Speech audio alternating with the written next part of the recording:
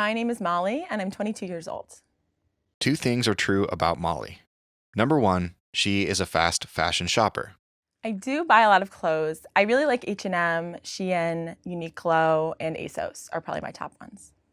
And number two, she knows that fast fashion harms the climate, and she cares about it.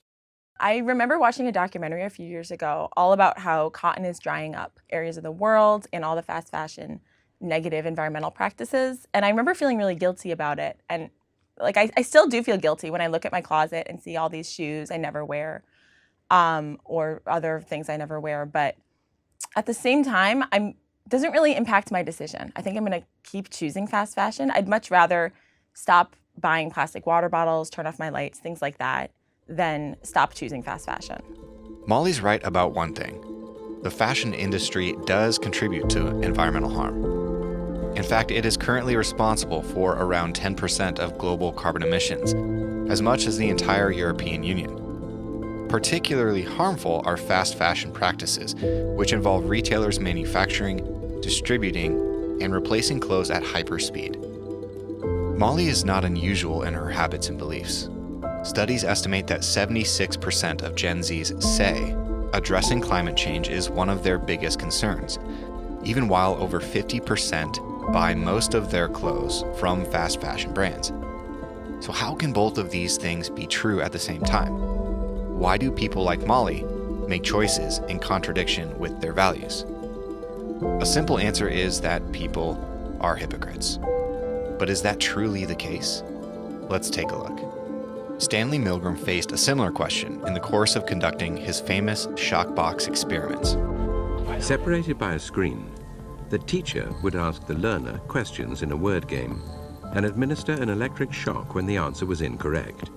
He was told to increase the voltage with each wrong answer.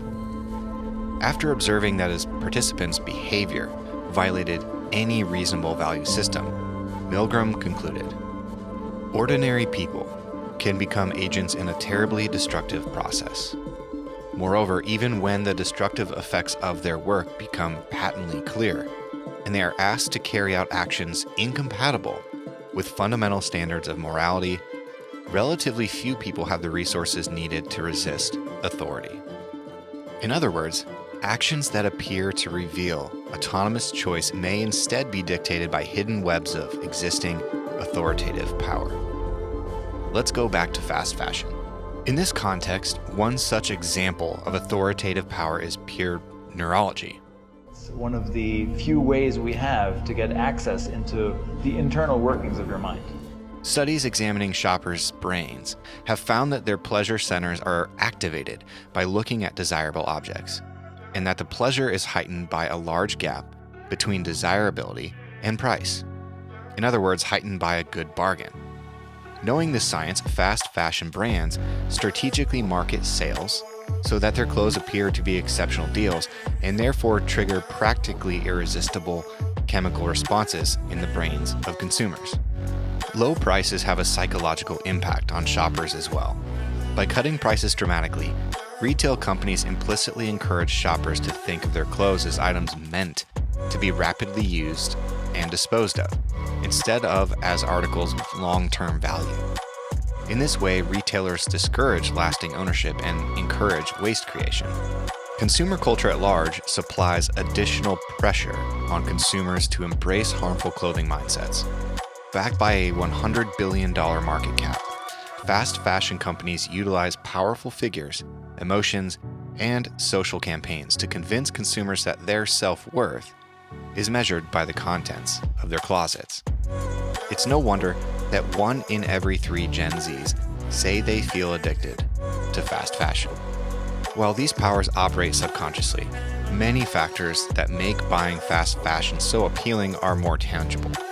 People with low incomes, for example, don't have the privilege of spending more money on environmentally friendly clothes. In fact, 72% of fast fashion shoppers say they buy it because of the low cost. Fast fashion is one case study in the effects of individual consumerism on climate change, but it's not the only example. Look around you, at your backpack, your pens, your laptop. the same situational factors that dictate the consumer habits of fast fashion dictate other purchases as well, no matter what you're buying. So why do people like Molly make choices that contradict their values? We see a similar battle over attributional stories and our collective resistance when our beliefs regarding who is stick and ball are challenged. As the infamous Pellman v. McDonald's case brought to light, there may be more to the story than simply blaming consumer choices. The dispositionist model suggests that Molly is a stick, that as consumers we are shallow, narcissistic, and wasteful, and therefore must bear the brunt of climate change responsibility. The situationist model, however, adds nuance, suggesting that Molly may be a ball and that consumers at large may be driven not just by individual choice, but also by a complex mix of stress, social pressures, and status signaling.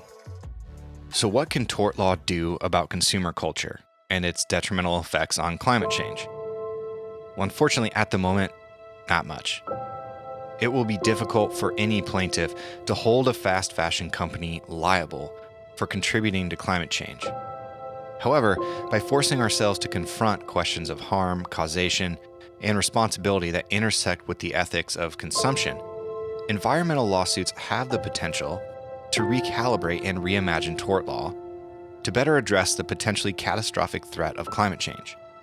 Solutions may include enterprise liability, dialogue prioritizing problem over doctrine, and increased elevation of situational narratives.